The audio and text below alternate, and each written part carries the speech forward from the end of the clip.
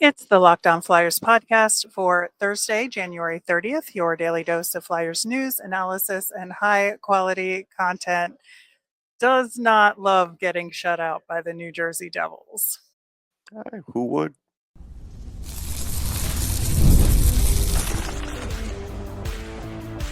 You're Locked On Flyers, your daily podcast on the Philadelphia Flyers.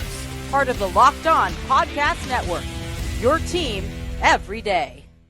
Hey there, and thanks for making Locked On Flyers your first listen every day. I am Rachel Donner. I've been podcasting about the Flyers, the NHL, and hockey for a decade. I'm here with prospect expert and Flyers credentialed reporter for 19 years, Russ Cohen. Today's episode is brought to you by Game Time. Download the Game Time app, create an account, and use the code LOCKEDONNHL for $20 off your first purchase. To keep up with our latest episodes and Flyers news, you can find us at Locked On Flyers on all your favorite socials.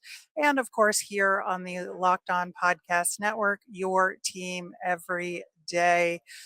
We're going to talk a little bit about Matvei Michkov and ice time and usage and all that, as well as tonight's game against the New York Islanders. Plus, we have a little bit about NHL draft eligible prospect Carter Bear. So lots of good stuff to get to after we break down this loss to the New Jersey Devils here. And I am coming to you from the Prudential Center post game, where I think obviously the biggest element to this game that all the guys talked about post game, and Torts mentioned as well, the hit on Owen Tippett.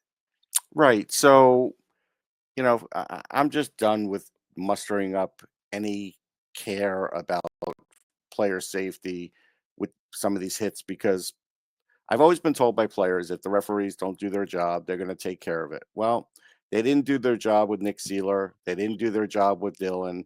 So now they go and try and take care of it in this game. And there's no evening out point. There's no point in which both teams say, okay, we feel like it's equal retribution. They just kept going all game, and there's no end to it. So even on the broadcast, it's like, well, they were prefacing it like, well, whether you like the hit or not, it's like, okay, listen, if nobody's going to really be objective about this anymore, why should I? Yeah, I mean, I could see that. It was interesting because, post game, the guys, that we talked to were very defensive about it and were upset that there wasn't a call. Now, not, Rightly so. rightly so. And, John Tortorella said, it's kind of borderline, like the puck was there. So, he was very angry at the time. Don't get me wrong. And No you could see kidding. it on the bench. But I think that, it did lead to a breakdown in the second period in terms of the discipline for the Flyers as a team and on the ice with the officials. And I feel like the officials let things get a little out of hand. Maybe they said something at the end of the second period, because the They third did. period was fine. No, they did. He- They spoke yeah. to the coaches, and they showed it on TV. And so, yes, they finally did something, but they did nothing for a while. Yeah, it was brutal. And then, of course, like the Flyers just could not kill a power play. No, I mean, the Which, special teams were putrid. They were just yeah. awful. I've got some numbers here. Like, Cam York had 3 giveaways. The Flyers had 15 giveaways. Noah Cates was 18% on faceoffs. On the plus side, I mean, Morgan Frost was 88% on faceoffs. So he was like 8 for 9, something like that. So, Right. but I mean, it's just special teams were awful. There were times when the Flyers defense was standing around. They just kind of let the middle be patrolled, and they didn't do anything about it. No active sticks. And that's why some of these plays happen. I'm not going to tell you Sam Ersson played bad, but I'm not going to tell you there wasn't some bad plays there, because there were. Like, even Darren Pang was saying on the broadcast, like, even on that great save he made on There's like 2 of them in a row right there. he was out of position. And Little that's bit, what yeah. and these are things that I talk about, like, so I'm not going to be overly critical, but like, when he's out of position, the goalie coach should be talking to him about that. That's all. Yeah, it was tough, especially because it was the day that it was announced he was going to I be on know. Team Sweden for the Four Nations. I was like, oh, way to get pulled on that day, man. Yeah. Rough. I mean, obviously, nobody on the team blames Sam Ersson. No, I think no. they were more focused on, a couple of bad bounces in front of the net for those goals. Now, if they were in better position, those bad bounces wouldn't have happened. Correct. And Travis Sanheim was the first to admit that one of the goals was definitely Oh, on it's him all on him. It was a on complete the turnover, right? blind pass turnover. Yeah. So I think, amongst it's not the goalie's fault, there was some admission of the structure kind of breaking down a little bit. So, I think there's a certain degree of realism about, they know what went wrong. And, it is interesting because I do agree with Torts that the Flyers played well in that first period in In the terms of first period, they did their sure. structure together. And so they had like 2 full games plus a period against the Devils that basically shut them down. And then things just went off the rails. And is that just the nature of playing the same team 3 times in 11 days? Well, I mean, when you know the Devils are more talented, yes, there's definitely that. But there is something else to worry about here. Let's just say Owen Tippett plays tomorrow. He's not going to be the same. Not in that game, right? Uh, I Richard took a wouldn't think so, no. Richard took a puck to the face. Nick Oh, that Seeler, looked horrific. it didn't look great. Nick Seeler got hit on his side again on a shot. Yep. Like we talked about what the physical nature is going to be playing the Islanders on a back to back. And now, if they're going to try and avenge the Tsyplakov hit, already being banged up, like this is just not going to bode well for them. They might win that game, but they're getting more banged up by the day. That's the point. Yeah, I think it's going to be really tough on the Flyers if there's any, kind of pressure they want to put on or any physicality. It is going to be tough for them. I would surmise that Abels will get in I this would put him game. in. I would take Brink Yeah, out and put in Abels. Like I just would beef up the lineup because I think they're going to have to be that way in this game. yeah. Now the Lehigh Valley Phantoms played their one game. Now they're going into their All-Star break. It may be possible to call somebody up, on an emergency basis if hmm they need to. Especially, I believe the Phantoms won that game seven to I mean, two I'd or call up something Helge like that. Grans instead of Eric Johnson. Eric Johnson really is he's barely a player anymore. I mean, let's be real. Yeah, I just don't know that they'll be able to do that, given the circumstances that it may end up having to be a forward, No, depending no, on I what get it. But they again, we can decide go with back Tippett. to this has been going on for days now where they could have called him up and used him and they just didn't do it. Right. So now you're Right. stuck with Eric Johnson in the lineup. And, like I said, he was once a really good player. He's not that player now. Yeah. Now, as far as the structural breakdown here, I think from the defense to creating offense thing that had been working for them against the Devils in the previous games. Obviously, with the defensive breakdowns, they couldn't have their transition game as No. neat as they had it. And I think one of the big differences there was them having a tough time getting through the neutral zone cleanly. Yeah, I had mentioned I thought Sheldon Keefe should have read the riot act to him last game. Clearly, he had a film session with them that they didn't enjoy, so Yeah. that made a difference, and that's a big difference in how they played the Flyers. So now all of a sudden, Timo Meyer was playing like a power forward instead of like a finesse guy, and those little Hmm. things with Heishier out made a big difference. The Flyers, honestly, they got too aggressive again. How many 2-on-1s did they have to see? I mean, it's so Right. I don't understand that. I haven't understood that for weeks. Well, and that was a huge problem. They would have 4 guys all Right. the way up, and Yeah. there's your 2-on-1 right Yeah. there, right? Yeah, yeah. And we've been talking about this, not just this game, it's been happening. Right, and, you know, it it is hard to move on from games like this sometimes, but, obviously that's what they're gonna have to do Yeah. against the Islanders, and we're going to talk about the other parts of it. We do know, like I said, Fedotov is going to play in that game for sure, according to John Tortorella post game. So I think they do have some incentive to play. I think a little bit of a stronger structure in front of Fedotov, knowing how They're gonna flaily have he to. is. Oh, yeah, they're gonna have Yeah, to. yeah. So we're going to talk more about that game, Matvei Michkov, and a lot more coming up next. Attending a sporting event or concert or show is an unforgettable experience that can bring fans together, and Game Time has made it even easier to get tickets for your favorite events with their new feature, Game Time Picks. It filters out the fluff to show you only incredible deals on great seats. So you don't have to waste time searching through thousands of tickets. Recently, I was looking for tickets to see Wicked on Broadway, which I hadn't seen in a while. But after seeing the movie, I wanted to see how the show ended. So I was browsing through all the tickets. The deals were simple. I found a great value for all kinds of seats around the theater. The super deal was especially impressive. It offered the best value for the event. The app's features like seat views before you buy and all-in pricing with no surprise fees at checkout made the experience smooth and reliable. Plus, the on-time ticket delivery and low price guarantee gave me peace of mind. Take the guesswork out of buying tickets with Game Time. Download the Game Time app, create an account, use the code LOCKEDONNHL for $20 off your first purchase. Terms apply.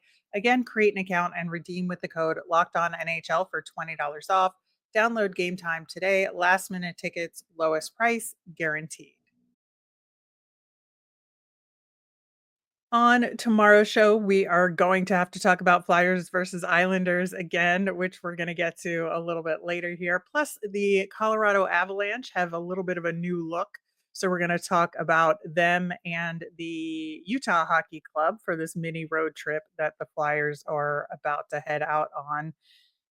So on yesterday's show, we in our mailbag segment were talking about Matvei Michkov, and people were concerned about his reduced ice time in the previous game against the Devils on Monday. And I think it's a fair question to ask. And so looking at where Matvei Michkov is, we thought we'd dig a little bit deeper into his usage and such. And, before the game we just talked about, 34 points in 49 games, 14 goals, 20 assists. 6 of those goals are on the power play. 8 of the 20 assists are on the power play. So a significant portion, but not a majority Mhm. of his points were on the power play. And I think, importantly, looking at his rates, you got 2.6 points per 60 and 7.8 shots on goal per 60, which I think for a rookie, pretty solid, right? Yeah, those are solid numbers. I have no qualms about it. Uh, do I think it would be better with better line mates and better opportunity? I do. I know they would. Right. And I think that's what we've been talking about. It's not the time on ice that he's getting, it's the what kind and with who Right. that have been the issues here. So, he only had 2 games all season with less than 10 minutes time on ice, by the way. That Monday night game against the Devils and one in the fall. And that's pretty much in line with most rookies in terms of minutes per game. The exceptions is Macklin Celebrini, and he's on the Sharks, and there's literally nobody else on that team. So who else are they going to play for Well, this that's not totally fair. There's Eklund, there's year? Okay, Zetterlund. They have some I know players. That's a they do, little. but I get the majority of the feeling. I understand. yeah, there's something to that though. And I think and then you look at Lane Hudson and he's a defenseman, so there's just not a comparison there. But Right. everybody else who's a rookie this season is around or lower than Matvei Michkov in terms of average ice time in this rookie season for them. Yeah, and the leveling up point I would say is he's not your average rookie because he's played men's professional hockey, and Yeah. he's played in this league I think long enough to be comfortable in it. So I think he has a little leg up on some, and some are just not performing the same level as him. That's fair too. Yeah. So I think, what we have been talking about for most of the season has been making sure he has consistent line mates and he's getting consistent opportunities. And I think that has been the issue for him that as a rookie in the NHL and getting used to, how to play in this league, it's having familiarity is going to be important. And with his skills as a playmaker, being able to anticipate is his bread and butter to a large degree. And when you change things up on him this early in his career, he doesn't have the muscle memory yet to make those adjustments. And he's been still learning these teammates all season long. And so that's where our issue has been for the most part is making sure that he has consistent line mates. I think, and then that is the biggest thing, no question. But then there's some things that trouble me. Mhm. So first thing that troubles me is if you are teaching him defense, then teach him more, because he's 67.2% in offensive zone starts. That's a Yep. lot. That's really heavy. So we see him making some plays. Give him the opportunity to make more plays or screw up so he could learn. So I think there's that. I think he's kept his penalty minutes down lately, which is good. I think that part he's really curbed. I think that, his giveaways is a high number. It's 47. 47 in 49 games. That's a high number. He's a rookie, so I'm not going to hold it against him. And do I think he would try to make better plays with better line mates? Yeah, I think he would have probably fewer giveaways because he would take fewer chances if he had better line mates who could set him up and not always have to worry about him being the play driver as a rookie. So I think that's a part of it too. Yeah, and it just goes to show that in, the last month or so, on average, he's had much fewer shots on goal per Right. game over. There's a few exceptions. There was like one game where he had like 7 or 8 shots on goal, right? But if you look at the numbers, it's like 2 shots on goal pretty Yeah. much in a particular game. He doesn't have any points in 3 games leading up to the Devils home game, the Devils game in New Jersey that we just talked about. But I think that, there has been a slowing down of his offensive game here. And Yeah, and I it's think I know what that partially, is. I do. I yeah, think I my feeling on that is, and it's good luck if you could find a stat to back this up. The Flyers may have it because they track a lot. I feel like if he doesn't score by the middle of the second period, he does tend to fade in a lot of these games, and then does show up on the 6-on-5 and does show up late on a power play and will sometimes score that way. But 5-on-5, I feel like he starts to fade. Like it's like he gets out of the sequence of the game. yeah, I think that's fair. And I think he gets a little skittish. Like if he Yeah, doesn't feel it early in the game, then he's right. hesitant as the game goes on. And I think that's a fair assessment. I think he's focusing mentally a lot on the defense that like we've been talking about, and that Torts talks about in terms of they've got to teach him the game, right? And so, I think there's some cause to be concerned here. I don't think it's unfounded in terms of his usage that we've talked about, and, kind of forcing him into learning defense over offense, even though he's talked, and by he, I mean Torres has talked specifically about not curtailing that aspect of his game. I think it has to some degree, especially over the last month or 6 weeks. But overall, I think he's mostly on the right track, and mostly they're doing the right thing with him. But there's just these little things that are kind of making it so he can't be at his absolute best offensively. Yeah. Now the other thing is, and this is where we know his 5-on-5 has to get better. He does have quite a few overtime goals. Some a fair amount of those goals were overtime goals. So when the ice opens up, like it's obvious when it's 3-on-3, it's a different game. So that's something too. So his 5-on-5 goal scoring production does have to get better on his Yep. end. That's not anybody's fault, but just him learning. Yep. And I think it's fair. So, we'll assess again at the end of the season, but I think that, like I said, there's some cause to be concerned, but I think he's doing mostly okay. So the New York Islanders, since we saw them last, they've won their last couple of games, 3-2 in overtime against Carolina. They won 5-2 against the Avalanche, so that gives them a 5-game win streak.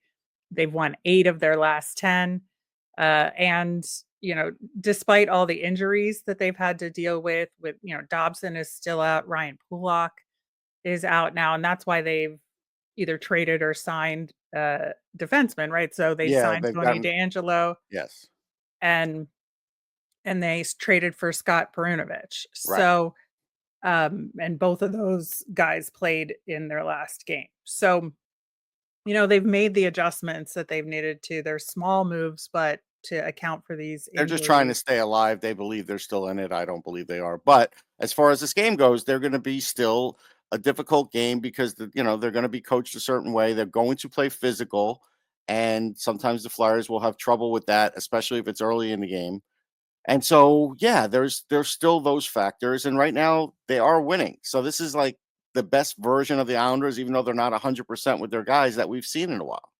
Right. And I think that, the other thing here is that the Flyers have had the unfortunate scheduling luck of being on the back half of back-to-backs for 2 games in a row against the New York Islanders, which Yeah. is a little unfair in my opinion, Well, but it the is, schedule but gods are what they are, right?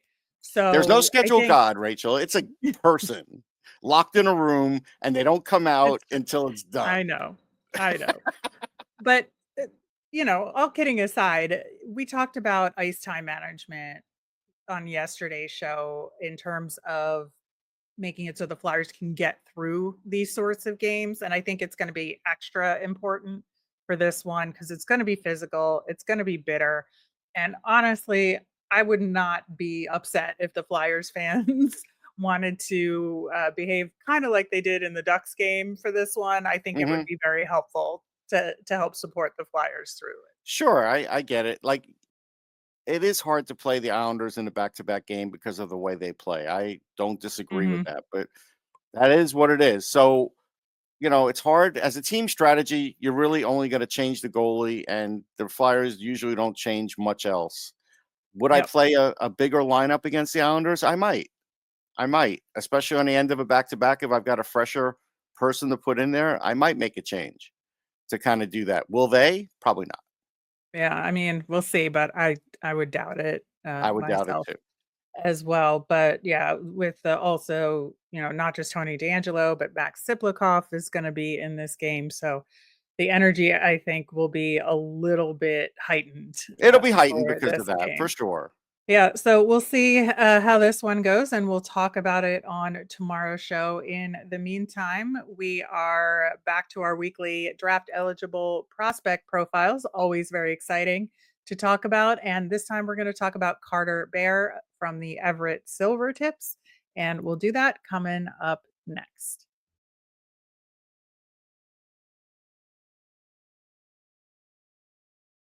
Russ, I was excited when I heard from you that you wanted to talk about Carter Bear because he is a guy that has been moving up in the rankings pretty rapidly, I would say, Yeah. as of late.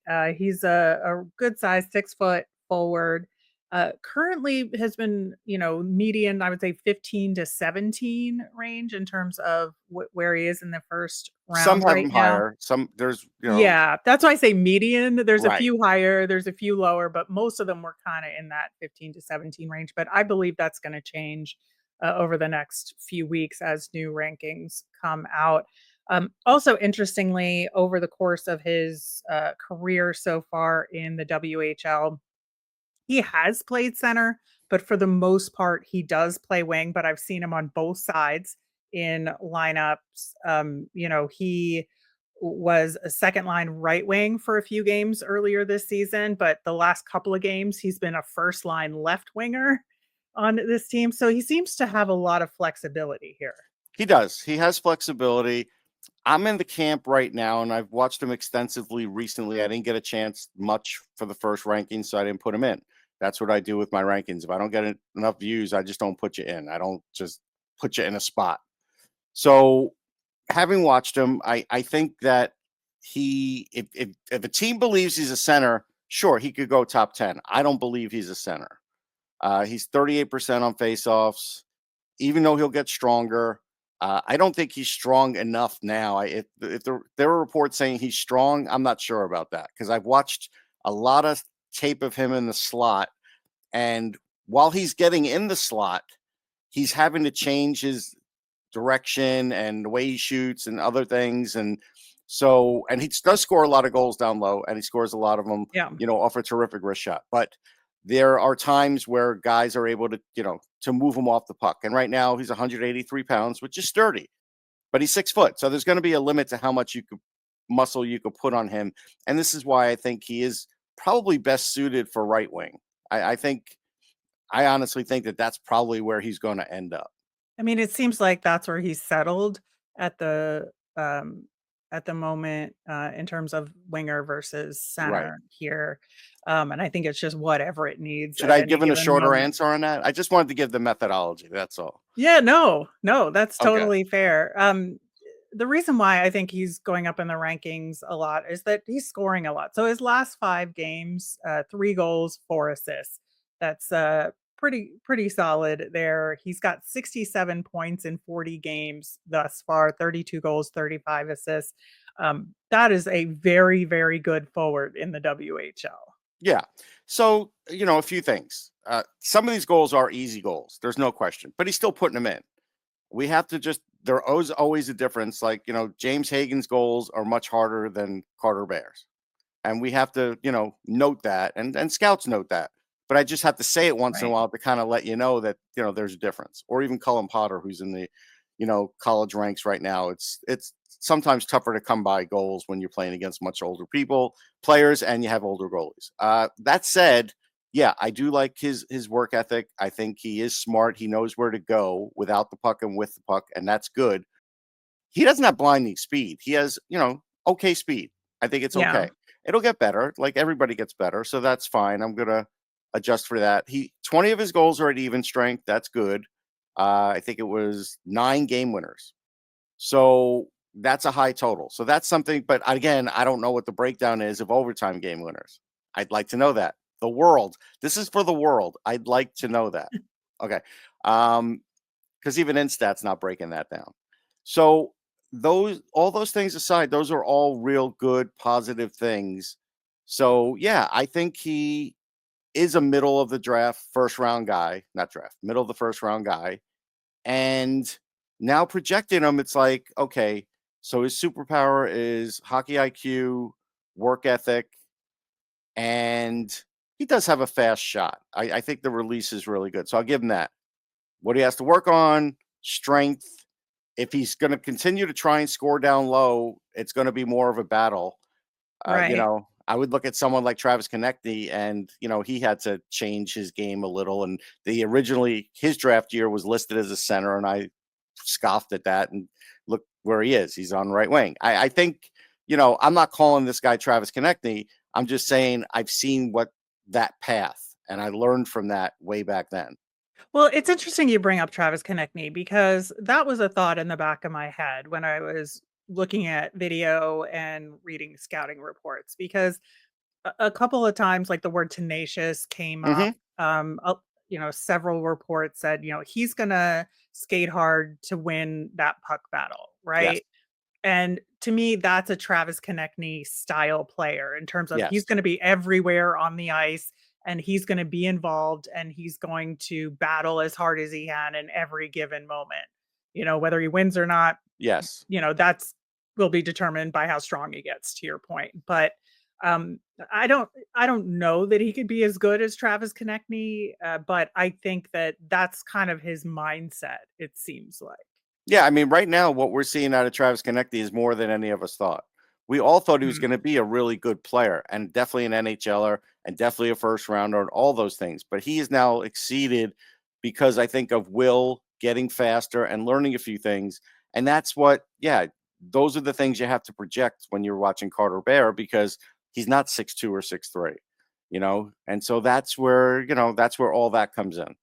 Right. And I think, the other thing that I saw people saying was that he has really good attention to detail, which makes me think that he is somebody that can learn and will take, what Hmm. he learns from his time here and, from a development camp and all these things. He's going to absorb all of that and become a better player for it. Yeah, he plays power play. He plays penalty kill. Their penalty kills at like 75% as a team, so he's a Mhm. big part of that. Their power plays at like over 25%. I think it was third in the division, so he's a big part of that. So those are all good things. That's why I have him right around 15 right now because I want to see how the rest of this season goes for him. I want to see when the playoffs come in, how he looks in the playoffs. If his team were to make the Memorial Cup, how he looks in that. Like those things can make a big difference. I did watch him early in the season, for the CHL versus the NTDP, and I wanted to see more. And so now I've seen it, and this chunk has been really good. Yeah, at that prospects challenge, he was sick, so he did not play in the first of the 2 games, and he Correct. played limited minutes in the second And game. that's the thing, So, and that's why it was like yeah, incomplete for me because like I just didn't have the time to really put it into just him when I was putting out a list. That's exactly why. Yeah. So it's So good that you looking forward mentioned to that. seeing where he ends up on everybody's lists. And he'll be on our list of guys we've covered leading up to the draft. That'll be out there very soon. We'll put a link to that in our social media as well. That will do it for today's show. Thanks so much for listening. We'll be back tomorrow to talk Flyers versus Islanders. We're going to talk about the mini road trip and so much more. As a reminder, we always want to hear from you. If you've got mailbag questions or Flyers thoughts, let us know on any of our socials at Locked On Flyers. You can email us at lockedonflyers@gmail or comment on our YouTube channel. I'm Rachel. I'm on Blue Sky and Twitter at rmiriam. That's RMIRIAM. I'm Russ. I'm at Sportsology on the same socials, SPORTSOLOGY. Thanks for making Locked On Flyers your first listen today. For your next listen, find Locked On Fantasy Hockey. Become a fantasy hockey expert. Get the edge over your league mates with daily tips from Steal and Flip. Find Locked On Fantasy Hockey on YouTube or wherever you listen to podcasts. Have a great day, everyone.